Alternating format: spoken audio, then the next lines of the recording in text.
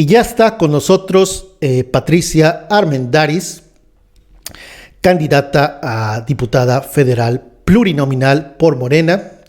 Y le doy la bienvenida a Patricia Armendáriz. Gracias, bienvenida a La Voz de Julio. Gracias, muchísimas gracias, Patricia, por tomarme, no la llamada, pero por acceder a esta entrevista. Bienvenida. Gracias a ti por darme voz. Patricia Armendáriz, corrígeme si me equivoco en alguno de los datos que voy a mencionar. Eres actuaria por la UNAM, maestría en Economía por la Universidad de Cambridge, doctorado en Economía. ¿Dónde obtuviste tu doctorado? En la Universidad de Columbia, en Nueva York. Ok, en la Universidad de Columbia. Has sido asesora del secretario de Hacienda y Crédito Público, Pedro Aspe Armella. Participaste ahí en las negociaciones del Tratado de Libre Comercio. Has sido vicepresidente de la Comisión Nacional Bancaria y de Valores, director asociado del Bank for International Settlement, director de Banorte y últimamente consejera de Banorte, emprendedora. Déjame preguntarte, prácticamente vas a ser diputada federal, estás en el tercer lugar en la tercera circunscripción, todo apunta que serás diputada. ¿Por qué quieres ser diputada, Patricia Armendáriz? Porque creo que en la historia de mi vida he tenido varias oportunidades de servir a la gente y esta es una de las más importantes porque ya tengo un patrimonio formado, tengo una empresa que funciona solita y creo que puedo hacer mucho más impacto social a través de la diputación, de un equipo, de un movimiento que es el movimiento de Morena, que apoya todo aquello que yo apoyo, que es todo el tema de inclusión. ¿Alguna bandera, alguna iniciativa que tengas en mente ya? Mira, fíjate que, pues, por un lado, estoy representando a la tercera circunscripción, que es la más necesitada del país, es todo el sureste del país. Y quisiera tratar de apoyar, cuando menos regionalmente, y después, si las políticas que propongo y las iniciativas que propongo funcionan, pues tratar de expandirlas al resto de la República. El tema de bienestar, de acceso al bienestar, para mí es el tema más importante que quiero tratar a nivel legislativo. Acceso a salud, al principio primaria, a los básicos, después a la secundaria y después a la terciaria, pero con un enfoque de verdadero acceso igual para toda la gente. Esa es mi principal iniciativa. La segunda iniciativa que quiero fortalecer es toda mi experiencia de defensa de la selva lacandona y tratar otra vez a nivel regional primero y luego tratar de expandirla a todas las zonas, a las áreas protegidas de México, porque es un reflejo de un problema de conflicto agrario con amenaza a la naturaleza que es muy difícil de resolver porque en realidad al final de cuentas la gente que está tratando de invadirla, perdón por la palabra, pues realmente es gente que necesita trabajar. Entonces es un problema que si lo pudiéramos reproducir de una manera efectiva, resolver de una manera efectiva, podría servir para tantas áreas que en el país tienen ese mismo problema. Es mi segunda bandera. Y mi bandera final, que es la que siempre me ha guiado, es de apoyo a las pequeñas y medianas empresas del país, que son nuestro motor, nuestra principal alternativa de empleo y nuestra principal posibilidad de crecer en México. ¿Por qué diputada plurinominal y por qué no buscar una diputación buscando la elección? ¿Cómo fue esa diputación plurinominal? ¿Quién te la asignó? ¿Fue de DASE? Nadie me la asignó. Creo que desde el principio de esta administración yo defendí y he tratado de explicar con mi conocimiento económico y especializado las bases de la transformación que el presidente está tratando de llevar a cabo con todo su equipo, que la gente las puede interpretar a veces como populistas, a veces como autoritarias, y que todas tienen detrás de sí una razón de ser económica. y he tratado de hacerlo desde el principio, primero desde mi trinchera privada, y eso como que me dio una alternativa de que la 4T me veía como una buena aliada. El presidente me invitó a la Casa Blanca, y dije, bueno, pues me voy a inscribir a ver si mis valores, como me los están mostrando, que les sirven a ellos, y mis banderas y mi capital humano les sirven, pues voy a ir a inscribirme como candidata y probar realmente la situación democrática, como cuando te inscribes a una escuela y pasas un título de suficiencia. O sea, la verdad, eso fue la manera en que sucedió. No hubo dedazo. No.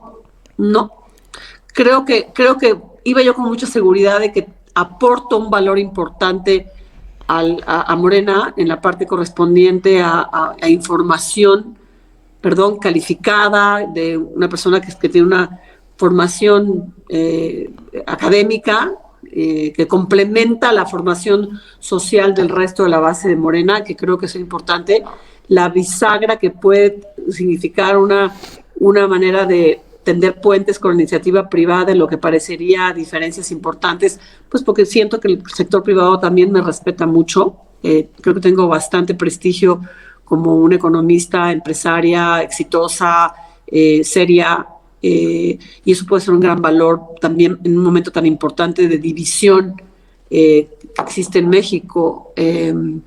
¿Y por qué no por voto?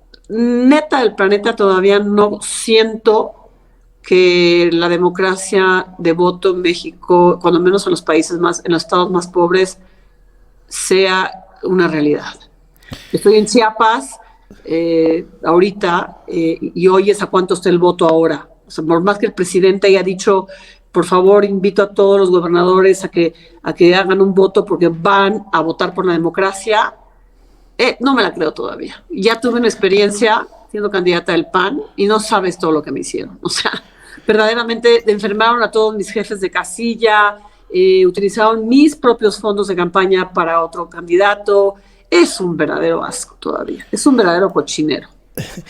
Ya que mencionas el PAN, ¿cuándo fuiste candidata del PAN? En 1988 se dio una misma coyuntura que tengo ahorita como empresaria. Mi empresa, en aquel entonces, que era otra, ya estaba bastante madura y me invitaron, ahí sí me invitaron. Me dijeron, oye, ¿por qué no vienes a competir por tu distrito? Y ahí sí que fue cantado, porque les dije, bueno, quiero ser plurinominal, y me dijeron, pues no, primero vete a ganar el voto, y si realmente haces crecer el voto en nuestro distrito, te damos una plurinominal. Y así lo hice, sabiendo que ese distrito ya estaba asignado por el gobernador de ese momento. Todo el mundo me la cantó, pero quería yo sentir esa antidemocracia de que tanto me habían hablado en carne propia. Lo disfruté muchísimo porque recorrí mis raíces, y me di cuenta de las necesidades de la gente verdaderas, pero también me di cuenta de la corrupción que hay en las elecciones, cuando menos en el sur, o de la pobreza se vende por $1,000. En el programa de Milenio, Tragaluz, hablaste de que Calderón fue un presidente súper honesto. De hecho, mencionas que votaste por Calderón. ¿Tú sigues creyendo que Calderón fue un presidente súper honesto? Y si fue súper honesto, ¿por qué le fue mal al país? Mira, el país no puede ser juzgado como fue honesto, este fue deshonesto aquí, este fue un hijo de la mañana por acá. Yo creo que el país ha sido una serie sucesiva de ensayos, de verdaderos intentos de que nos vaya bien. Yo no creo que ningún presidente, ni siquiera el anterior, que de verdad fue el presidente más corrupto que tuvimos, tuviera malas intenciones de que al país le fuera mal. Yo participé como verdadero soldado del neoliberalismo, que tuvo sus grandes avances y aportaciones, principalmente en materia de estabilización de precios en México, que desafortunadamente no se logró asentar y que venía de un presidente que a mí en ese momento me parecía un presidente súper bien intencionado, con un gabinete de los más preparados del mundo, como eran Pedro Aspe, Jaime Serrapuche, el señor Cedillo, etcétera. Y lo mismo sucedió con Calderón. O sea, yo lo conocía a él de Banco de México, lo conocía a él de Banobras, y cuando lo vi competir, dije, este señor es un buen aliado para el país y voté por él. No creo que el señor Calderón haya tenido malas intenciones para México. Ahora decimos que se equivocó, pero qué fácil ex post decir que se equivocó por la militarización de México. Ahora decimos que se equivocó porque después se fue de consejero de una transnacional. Podemos decir muchas cosas, pero la trayectoria del presidente Calderón me parece una trayectoria de una persona bien intencionada y que pues se equivocó, pero antes es muy fácil agarrar, ex post es muy fácil agarrar y decir te equivocaste, ¿no? Desafortunadamente no pueden repetir como para corregir sus errores, te aseguro que los corregirían. A pesar de que en ese momento López Obrador, líder de la oposición, ya señalaba, criticaba abiertamente a Calderón, había muchas voces, había corrientes amplias dentro de México que criticaban la administración de Calderón, pero a pesar de ello tú consideras que fue súper honesto. ¿No votaste por Peña o votaste por Peña? No, ahí sí ya voté por Calderón. Perdón, ya voté por Morena. Ahí sí ya fue totalmente... El del 2012. Sí. El 2012. Tú te asumes como neoliberal, no has negado ser parte del neoliberalismo. ¿Cómo tú reconcilias estar ahora como candidata de Morena, que supone que es un partido de izquierda? Tú te asumes como neoliberal. ¿Cómo está eso? ¿Cómo es la reconciliación entre alguien? No me asumo como neoliberal. A pesar de colabora. Obvio, o sea, fui parte del movimiento neoliberal. Cuando creí que el neoliberalismo nos iba a salvar de todos los males. Que la promesa neoliberal, no nos olvidemos, fue de que dejábamos que el libre mercado resolviera los problemas de desigualdad y si a los empresarios exitosos les iba bien, al resto de la población le iba a ir bien. Como dice el mismo presidente, de que si llovía arriba, goteaba abajo. Y esa fue la gran promesa del liberalismo que no se cumplió. Yo la creí, yo la abracé de una manera total, pero admito ahora que se equivocó el neoliberalismo en materia de distribución y de inclusión, y son grandes péndulos de la historia. Si tú ves en la época del movimiento de mayor crecimiento en México de desarrollo estabilizador, de los 50 a los 70, crecimos a 6-7%, pero fue generándose a raíz de una alianza muy importante con los empresarios, y fue desarrollándose una pésima distribución del ingreso que nos trajo el periodo del populismo de Echeverría y de López Portillo, que se equivocaron porque generaron un gran déficit, que nos trajo entonces al neoliberalismo para la privatización, para tratar de estabilizar el país, en que nos dejó el populismo que quiso arreglar el problema de la pobreza. Ahora vamos al revés.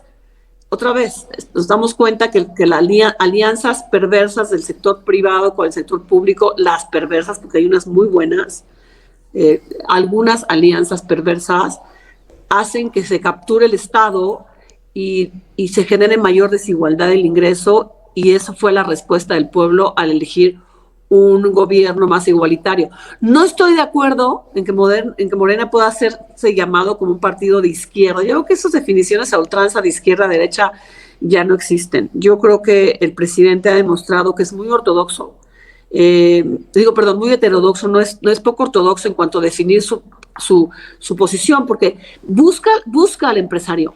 Busca al empresario y le dice, vengan, los necesito, porque yo no voy a gastar como gastaron a ultranza en los 70s, que lo que no puede hacer el Estado, lo que no puede hacer los empresarios, lo hace el Estado y se infla y emite deuda. O sea, es un experimento muy sui generis, por eso se llama la Cuarta Transformación. Estoy hablando con Patricia Armendáriz, candidata de Morena a diputada plurinominal. Yo nunca he creído, no he creído que la izquierda y la iniciativa deben estar peleadas. De hecho, la izquierda en el mundo, si tú ves los Países Bajos, los países escandinavos, que se han orientado más hacia la izquierda que la derecha, les ha ido súper bien. Creo que yo personalmente no creo que haya una pelea. De hecho, la derecha ha querido creer o meter esa idea de que izquierda es anti-iniciativa privada, es anti-negocios. Yo no creo en eso, pero en fin, hablas de la selva lacandona y hay un proyecto importante en el actual gobierno que es el Tren Maya. ¿Tú estás a favor del Tren Maya allá en Chiapas? Totalmente. El presidente desde un principio ha sido muy fiel a sus promesas, y que las puedes leer al pie de la letra de sus 2 libros, a donde ha querido corregir los desbalances que hay entre el norte y el sureste del país, y ha tratado de traer al sureste desarrollo para mejorar la pobreza y la desigualdad en México. Y el Tren Maya se presenta como una posibilidad de traer turismo, de dar transporte regional a una de las zonas más pobres de México, que es la zona de la península de Yucatán. Y está hecho sobre durmientes antiguas. O sea, tampoco nos vamos a ir de puristas de decir, bueno, desafortunadamente se van a sacrificar 80 hectáreas de selva, posiblemente, pero el 99.99% del tren está sobre durmientes antiguas, no estamos botando nada. Entonces, no es que sea antiecológico, y sí creo que puede ser una buena salida local, no así explosiva de desarrollo, de generación del ingreso para una mejor distribución del mismo a lo largo de la República. De hecho, el tren es uno de los transportes más limpios en comparación con el avión o el auto. Por eso a mí me llama mucho la atención que algunos ecologistas se opongan al Tren Maya, cuando en Europa pues los trenes están por todos lados, y ahora que en México se quiere instalar un tren, se ponen en contra. Tú, como diputada, que es lo más probable, ¿cómo votarías por la legalización de la marihuana? ¿Tú estás a favor de la legalización de la marihuana? Fíjate que no lo he estudiado. Yo creo que la legalización de los estupefacientes, como en su momento lo fue la legalización del alcohol, generó muchas buenas cosas, a pesar de que el alcohol sabemos que es dañino 300%. Generó muy buenas cosas en materia de inseguridad, en materia de tráfico, de criminalidad. Y si legalizarla va a disminuir la violencia y la ilegalidad, yo le doy la bienvenida. O sea, ¿a bote pronto dirías sí? Sí, a bote pronto diría sí.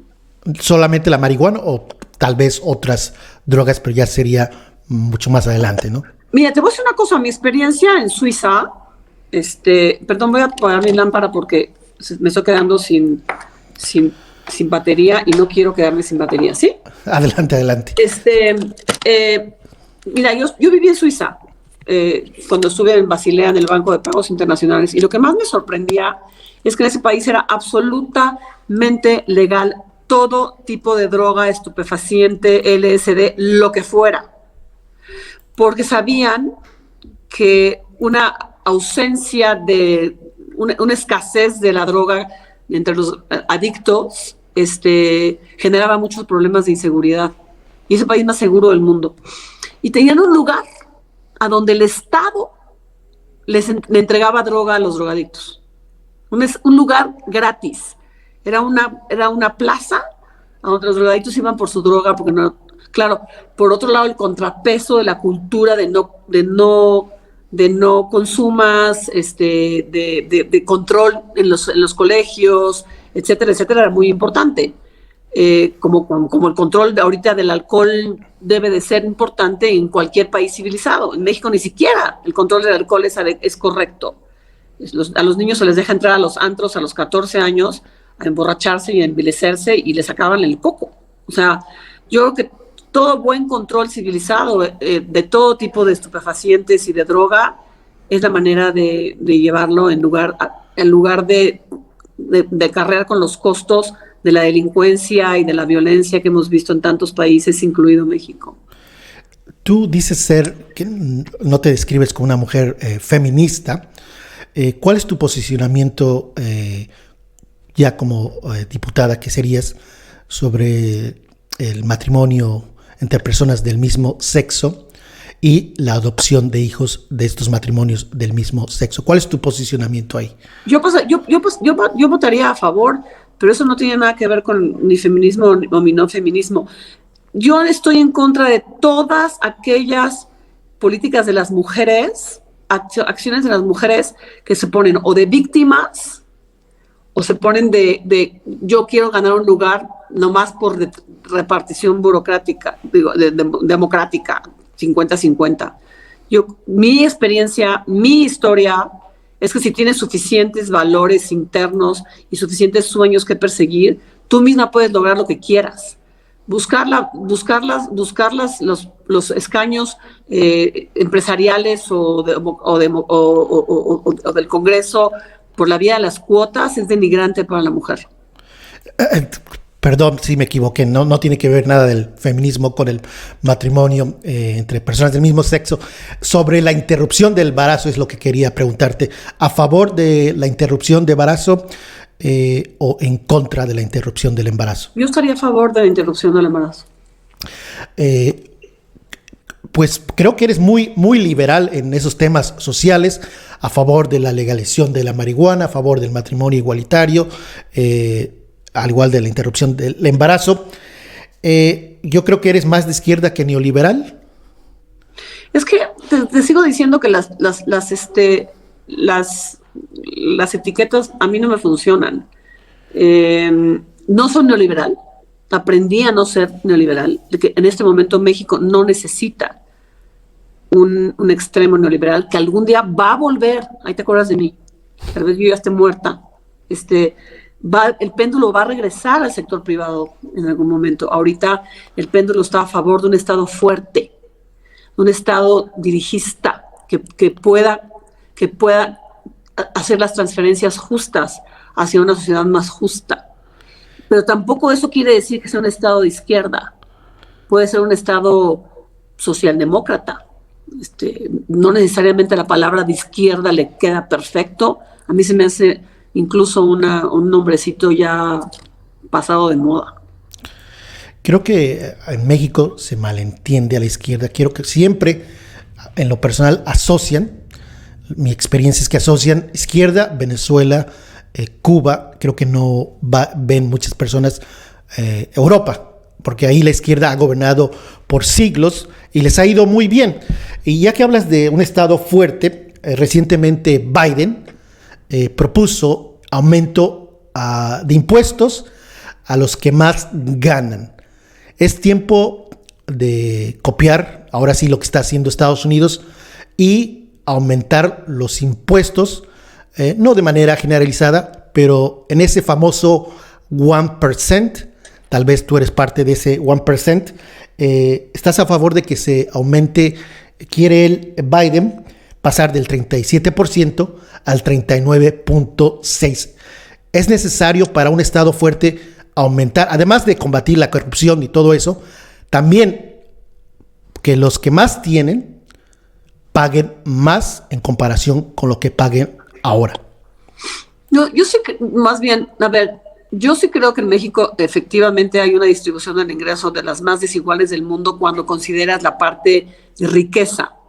Porque el famoso Gini que mide la desigualdad del ingreso, que dicen que ha venido mejorando, no tiene adentro la parte de rentas, no tiene adentro la parte de propiedades. Y ahora que se la pones, es un escándalo cómo ha venido favoreciéndose la disparidad de ingreso que no de oportunidades y de desigualdad.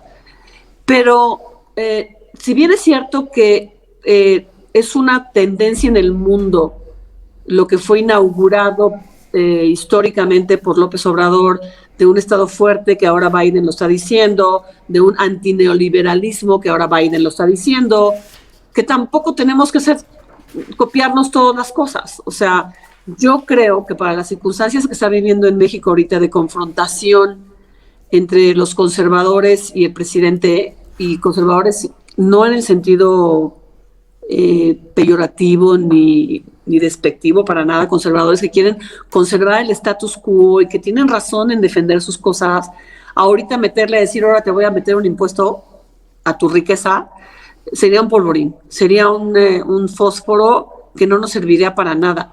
Yo preferiría irme por la convicción de lo que está haciendo el presidente, por ejemplo, de ahora, por favor, compadre, paga tus impuestos. Y lo están pagando.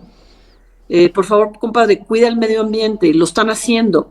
Las llamadas a diálogo que el presidente está logrando con esos grandes capitales, creo que es más importante. Y aclaro, yo no soy parte del 1% de México. Pero ¿cómo? Porque el dinero tiene límites. Los recursos que obtiene un Estado, el Estado mexicano, pues hay límites. No somos un país rico en el sentido monetario. Somos un país en vías de desarrollo, algunos dicen de tercer mundo, no somos del club de los países ricos como Estados Unidos, Canadá, Francia, Inglaterra. ¿Cómo hacer más cosas? ¿Cómo implementar más proyectos sociales? ¿Cómo dar educación pública de calidad si no se cobran más impuestos en las personas que tienen más dinero? ¿De dónde se va a sacar ese dinero? Además de combatir la corrupción, pero creo que no es necesario, no es suficiente el combate a la corrupción si no hay más ingresos y de algún lado tienen que salir. Mira, yo creo que si te das cuenta, uno de los grandes aciertos del presidente que tampoco le reconocen es que no ha querido hacer una revolución fiscal otra vez de, a ver, ahora págame más. Yo creo que el presidente desde un principio dijo que los guardaditos de recursos fiscales que podíamos llevar adelante costaban cientos de miles de millones de pesos. Creo que eran 500,000 millones de pesos. Cuando dijo la corrupción nos va a dar 500,000 millones de pesos. Y creo que ya llevamos una buena parte de eso. O sea, si te das cuenta, primero fue el págame lo que me debes. Muchas empresas eran transnacionales y estaban exentas de impuestos. Y la recaudación ha crecido en términos reales en México. No se ha caído a pesar de la crisis, justamente con págame lo que me debes. La segunda ha sido la parte correspondiente a devuélveme lo que me robaste. Todas esas grandes devoluciones de las acereras, de las cosas que se llevaron y que te damos dinero y las están devolviendo, es otra fuente de recursos. Otra, renegociación de contratos leoninos, a donde las empresas privadas, algunas empresas privadas habían firmado contratos muy fuertes, donde el Estado tenía pérdidas explícitas. Es otra fuente. Y otra cuarta muy importante, que ningún otro país tiene tan importantemente como México para cuestiones de inclusión. Porque se trata ahorita, lo que te estoy diciendo es que se trata el mismo objetivo, transferir hacia la mayoría de la población la mayor cantidad de recursos para el bienestar. Entonces, el otro gran bastón que no es política del presidente, no es logro del presidente, pero que realmente sí es importantísimo considerar en la ecuación para no tener que subir impuestos ahorita a las empresas que podrían pagar más. No, ni siquiera que podrían pagar más. Ahorita te digo que me refiero a eso. Son las remesas que están creciendo en términos históricos y que están ayudando a esa transferencia de recursos al bienestar de la gente más necesitada. Te juro que yo no recomendaría como economista una revisión de impuestos ahorita, por más progresivos que fueran en términos de el más rico que pague, porque el más rico ahorita, las empresas ahorita no tienen de dónde, están saliendo de una crisis, están apenas boqueando para poder sobrevivir, y ahora les vas a meter un impuesto. Te lo justificaría yo si realmente el Estado mexicano se hubiera endeudado para ayudarlas, y no lo hizo, pero tampoco se los debe cobrar ahora. Es interesante que no es el momento, pero históricamente nunca ha sido el momento. Siempre hay personajes, no me refiero a ti, pero que siempre han dicho, a pesar de años de bonanza, han dicho no es el momento porque son años de bonanza. Años de crisis no es el momento porque son años de crisis. No, porque todos los estados, todos los gobiernos neoliberales han hecho reformas financieras con mayores impuestos.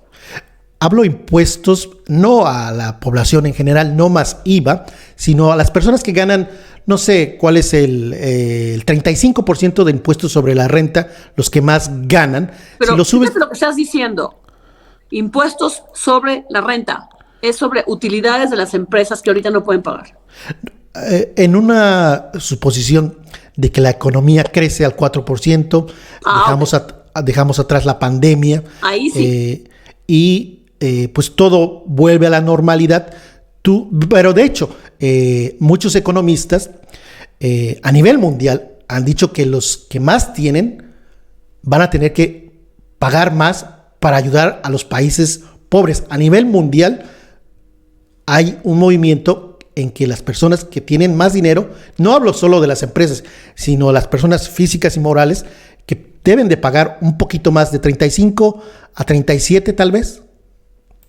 Yo no creo que estemos en posiciones ahorita de hacerlo, principalmente porque para mí es más importante, para que en términos de crecimiento de México, un pacto empresarial público, empresarial gubernamental, de confianza como la que se ha venido dando en las promesas de inversión del sector privado ahorita en México, que una confrontación de decir, mira, no me apoyaste en una crisis, estoy en una crisis y ahora me vas a meter a pagarte más.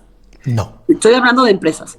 Ahora, fíjate muy bien, si lográramos, la apostarle al revés, logra convencer al inversionista privado de que venga a México a contribuir para un crecimiento del 4%, solito, pagando sus impuestos normalito, vas a tener fuentes de fiscalización, fuentes de recaudación importantes para poder hacer lo que quieres hacer a nivel de inclusión. En una entrevista hablaste de las transferencias que abarca el 70% de la población. Y me llamó la atención que en esa entrevista, no recuerdo con quién fue, hablabas de que personas que reciben transferencias no son emprendedores, o las transferencias no van a generar emprendedores.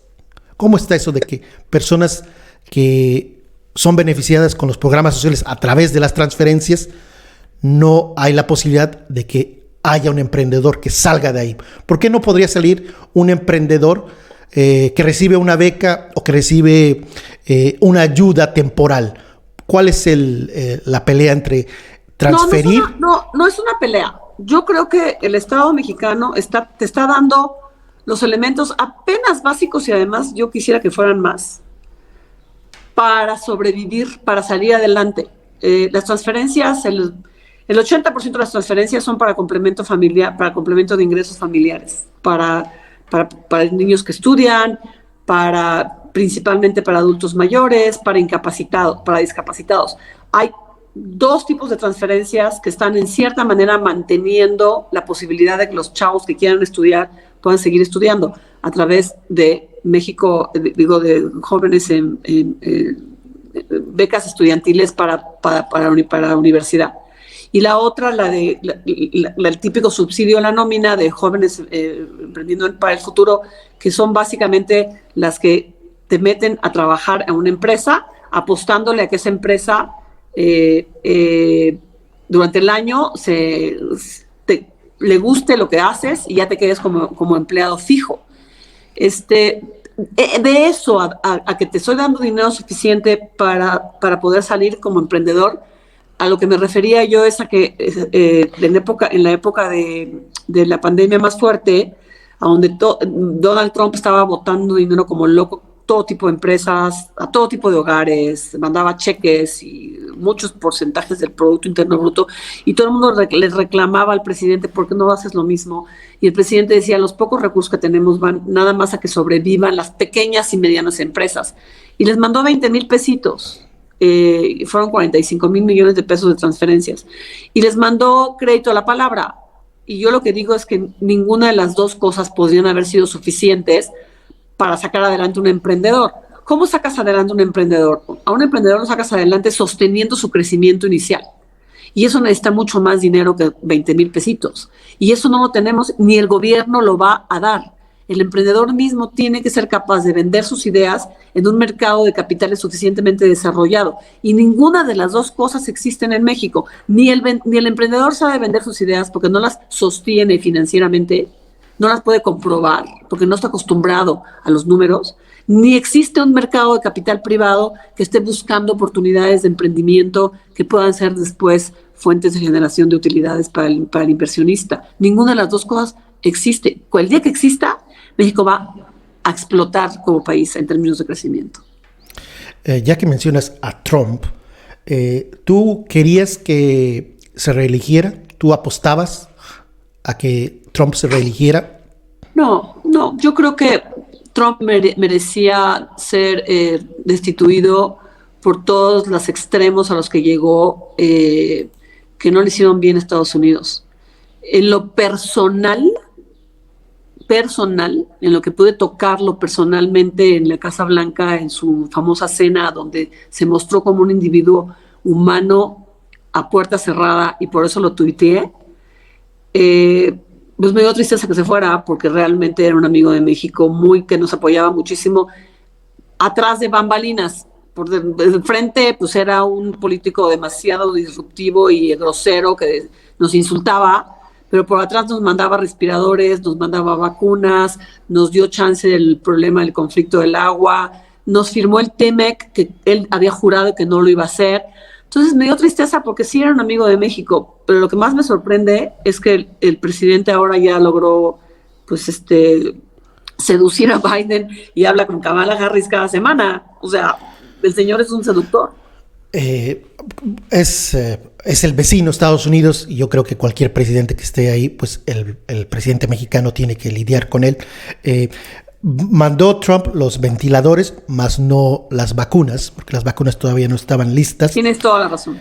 Entonces, ¿tú crees que fue amigo de México a pesar de ese discurso anti-mexicano? ¿Fue amigo? Sí. Para el que vive, yo que vivo fuera de México, para las personas que viven en Estados Unidos que somos mexicanos, pues yo diría que no fue amigo de México porque creó muchos problemas.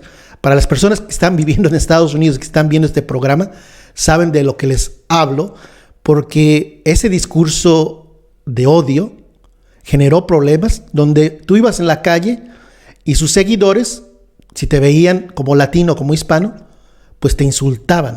A pesar de todo eso, ¿tú crees que fue un presidente amigo? Amigo del país de México. Yo no sabía todos estos problemas de que había generado semejante racismo entre mexicanos que ya no radican con nosotros y que están en Estados Unidos.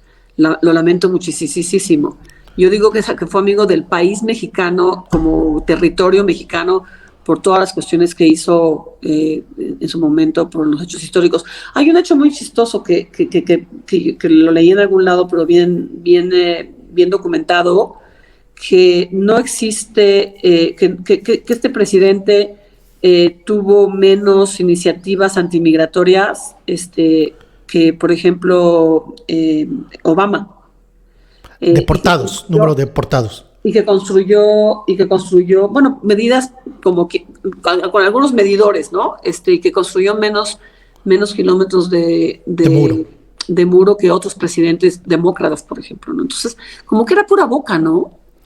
Qué pena que en Estados Unidos logró tantísimas cosas negativas, incluida la división de la que me estás hablando, pero era muy para afuera, y en realidad sus políticas internas, como la de México, te digo, cuando yo estuve en la Casa Blanca me dio risa porque nos invitaban primero a una conferencia de prensa de 2 presidentes acartonados, y a la hora que cerraron las puertas, pues fue el amigo de México. Aquí están mis amigos empresarios, señor López Obrador, y quiero que inviertan para ti, y a quién traes tú para que también veamos.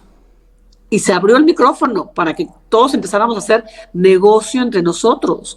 Eso para mí era un pro-México importante. Uh-huh. A lo que refieres es que Obama deportó mucho más mexicanos que Trump, y que se construyeron más kilómetros de ese muro, a pesar de que una de las políticas de Trump era que se iba a poner el muro en toda la frontera. De hecho, cada vez que había un rally, un meeting, y cuando hablaba del muro, cerraba o pedía quién iba a pagar el muro, y todos los seguidores decían que México, al final de cuentas, fue pura retórica. Déjame preguntarte, ¿qué es lo que te ha gustado más del actual gobierno? Híjole, muchas cosas. Obviamente las dos principales es su absoluto compromiso de lucha contra la corrupción. Ojalá y lo que está haciendo el presidente sea efectivo, pero su compromiso de erradicar la corrupción en México es frontal y absoluto. Se lo creo y se lo alabo y se lo admiro, porque yo estaba ya a punto de irme de México en la anterior administración. Era asfixiante la corrupción mexicana. Y el segundo punto, su compromiso absoluto con los pobres de México, que es, para mí, es como una raíz común, como un tronco común. Los dos venimos del sureste, los dos venimos de la misma extracción relativamente de bajos ingresos, y los dos estamos enfrentados a la pobreza. Es lo que más me identifica con el presidente. Hoy en la mañana lo decía en otra entrevista.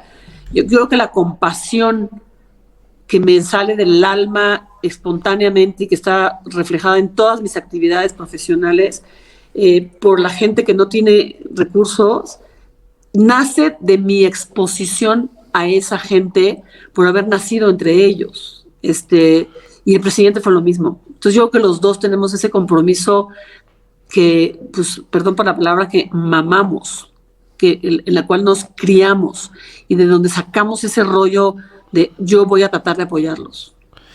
El manejo de la pandemia, ¿tú cómo calificas al actual gobierno? ¿Cómo ha manejado la pandemia? El gobierno hizo lo mejor que pudo, dadas las circunstancias. Ha hecho, o sea, me consta que en FA transfirieron recursos para el COVID, de donde saliera, de impuestos, de guardaditos, de fideicomisos, de donde fuera, para ese sector. 1, 2, en FA reconstruyeron el 100% de destrucción del sector salud que nos habían dejado regímenes anteriores. ¿Cómo se dice? Recontrataron a un porcentaje importantísimo de servicio médico, definitivamente, no nada más para el COVID. Reconstruyeron quién sabe cuántos hospitales. Se han ido a seducir a chinos, rusos, argentinos, para que México participe en la cuota de vacunas más que el resto de las naciones para poder cumplirnos. Y han cumplido con lo que han dicho. ¿Se han equivocado en los números? Sí. Posiblemente sus políticas de que no nos encerraron a la fuerza legalmente fueron cuestionadas. Sus políticas de que no hubo pruebas masivas como hubo en Corea y en otros países han sido muy criticadas. Y lo que dicen es, ojalá pudieron haber prevenido esa ola espantosa de miles de muertos diarios que tuvimos. Pero si tú comparas las muertes per cápita, no nos fue menos mal que en Estados Unidos, nos fue mejor que en Estados Unidos, nos fue mejor que en Inglaterra, que en España, que en países que supuestamente, como son más civilizados, aplicaron las mejores políticas. Yo creo que es un instrumento muy poco ético estar diciendo que el presidente manejó mal la pandemia. ¿Qué ha fallado el actual gobierno? ¿Qué es lo que ha fallado? ¿Qué es lo que no te gusta? Neta, ojalá no me esté oyendo el presidente, pero yo siento que tanto ataque de la prensa le ha ido, ¿cómo se dice?, adelgazando la piel. Ya reacciona muy fuerte y eso no siento que pueda, no sé, contribuir a una cuestión conciliatoria o el pretexto de que, más bien, como que se le voltea porque entonces sus atacantes dicen que es un presidente que divide, que es un presidente que polariza. es un presidente que se defiende, pero que ya pasó al nivel incluso coloquial de decir, claro, vienes de Reforma. Sí, por supuesto, con razón estás diciendo eso. O sea, ya como que se la toma muy personal y eso no ayuda, pero también lo entiendo porque un presidente que no le reconocen absolutamente nada, un cierto sector de la población, que si el presidente logró ya vacunar al 10% de la población, ni siquiera lo dicen en los periódicos. O sea, yo no sé si no tuviera la misma tentación de estar todo el tiempo diciendo, a ver, señores, esto hemos logrado, porque la prensa institucional no le festeja nada, absolutamente ningún acierto. Y es porque básicamente venimos de un posicionamiento donde obviamente el status quo obviamente era chiquito y estaba asociado a una prensa que obviamente estaba pues reconociendo los valores del status quo. Yo no estoy diciendo ni que fuera corrupta, ni que fuera comprada, ni nada. Son tan conservadores los de la prensa como los que se lo ponen al presidente porque se sienten amenazados.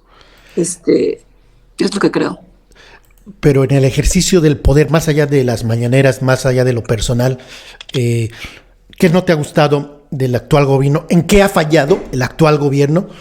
Como gobierno, no hablo como persona presidente, sino en general, el gobierno actual, ¿en qué ha fallado?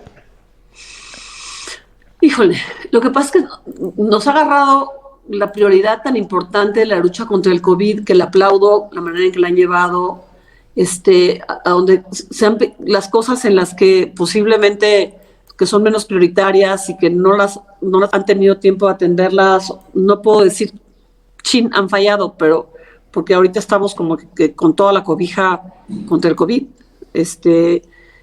Yo creo que, por ejemplo, ojalá y el presidente pronto le dé un buen vistazo al sector educacional, con lo ambicioso que es, para ser verdaderamente tecnológicamente capaces.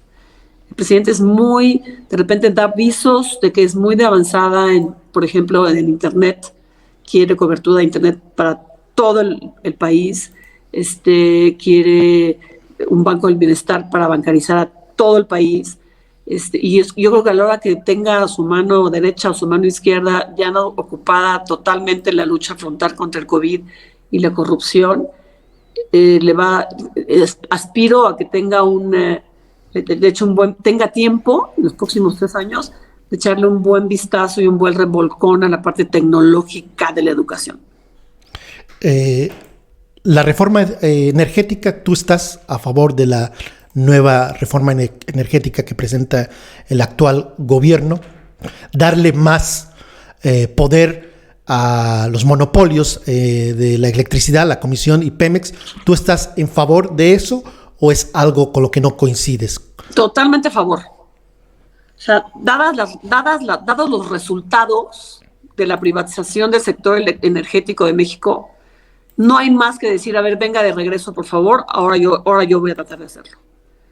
O sea, hoy en la mañana me olvidé de tuitear una perla del presidente, porque de repente las va soltando una por una, a donde la importación ilegal de gasolina hizo que el presidente pusiera a 3 puertos, no me acuerdo cuáles de los 3, a la Marina a cuidar las aduanas. Y con eso Pemex, los importadores ilegales volvieron a regresar con Pemex a decir, pues véndeme gasolina. Entonces Pemex tuvo más ingresos, miles de millones de pesos en mayores ingresos. Y de repente comenzaron a explotar otros puertos. O sea, una osadía de decir, si no es por aquí, entonces es por aquí. O sea, ¿qué más en la sangre tenemos esa corrupción? O sea, y es la parte justamente energética.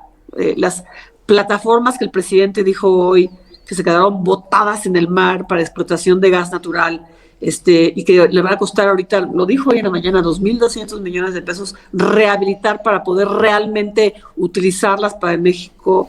Esa venta fingida de esa empresa que este señor regresó, los precios de subsidiados a los que les dieron a proveedores una cantidad de cosas. Es momento de decir, perdón, ahora viene para acá, porque tú no lo supiste hacer, sector privado. Y no es un rollo de los monopolios. O sea, el sector eléctrico es un monopolio natural. Y hay una gran discusión de que si ese monopolio natural debe ser controlado por la vía de políticas como las que se usaron en los últimos 12 años en el país, de un mercado libre, a donde el Estado nada más aseguraba que hubiera libre entre comillas, mercado de energía eléctrica, no funcionó. Entonces, apenas es bueno que un presidente esté diciendo, a ver, venga para acá, voy a tratar de hacerlo yo. Y fíjate su pretexto y su objetivo, para favorecer al consumidor. Yo me comprometí a que los precios no van a subir, y la única manera en que yo pueda estar seguro de que los precios no van a subir es yo controlando ese mercado. Estoy hablando con Patricia Armendáriz, candidata plurinominal a diputada por Morena. Ya finalmente un par más de preguntas.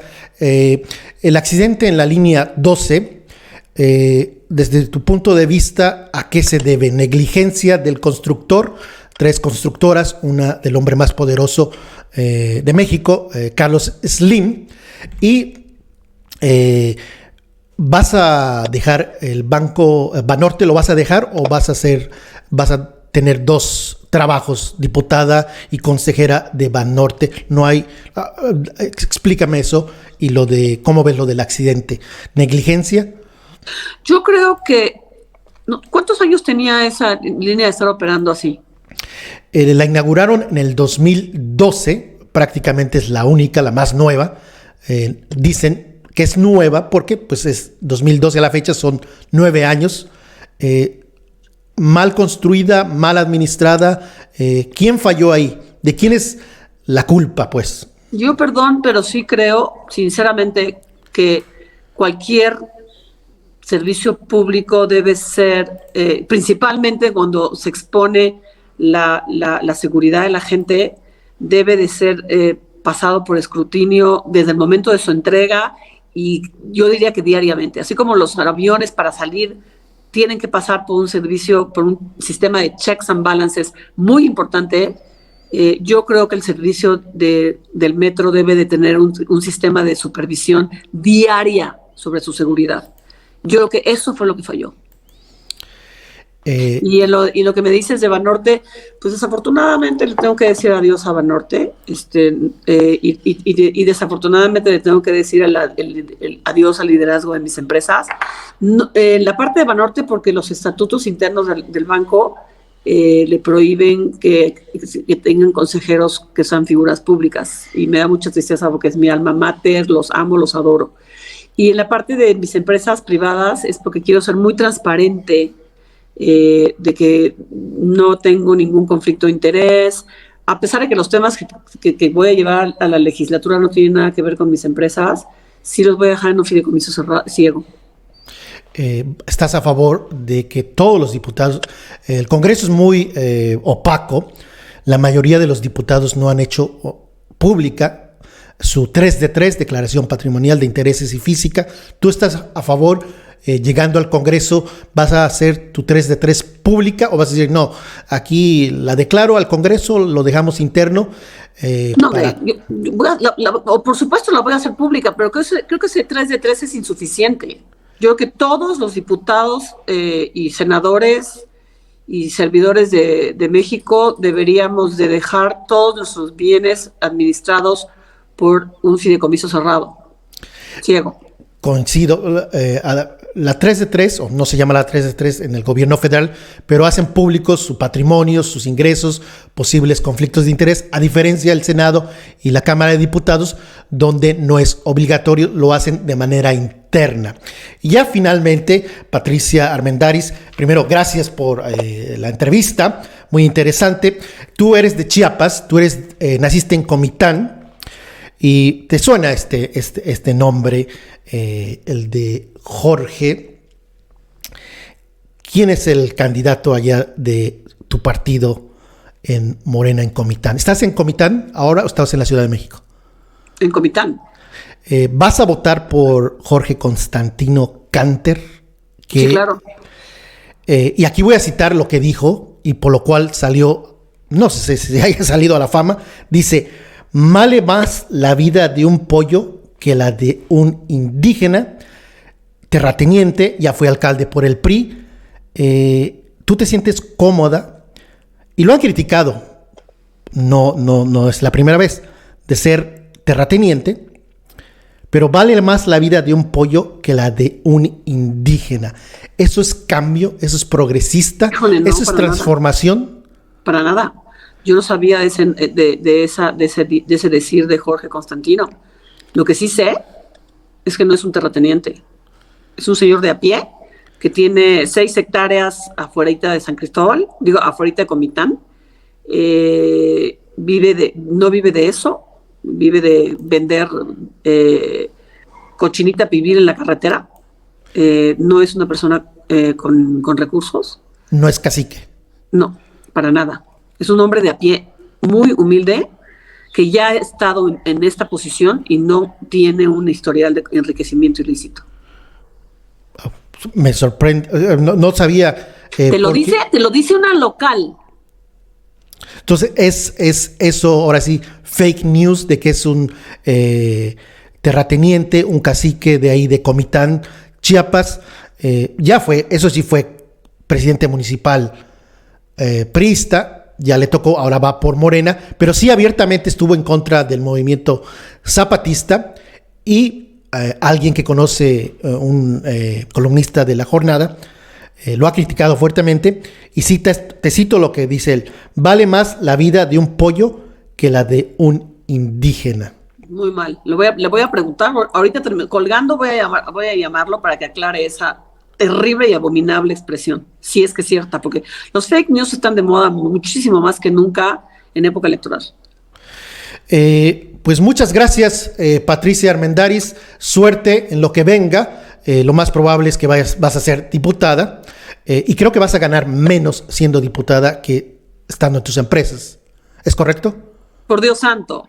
Voy a ir a tratar de sobrevivir con un salario que va a ser, no sé, el 1% de mis ingresos, y el resto van a estar en un fideicomiso que no voy a tocar. Pero sí te va a alcanzar. Ay, por supuesto. Va a ser para mí nada más. Perfecto. Gracias, Patricia Armendáriz. Muchísimas gracias. Saludos. Gracias a ti. Gracias a Patricia Armendáriz por esta entrevista.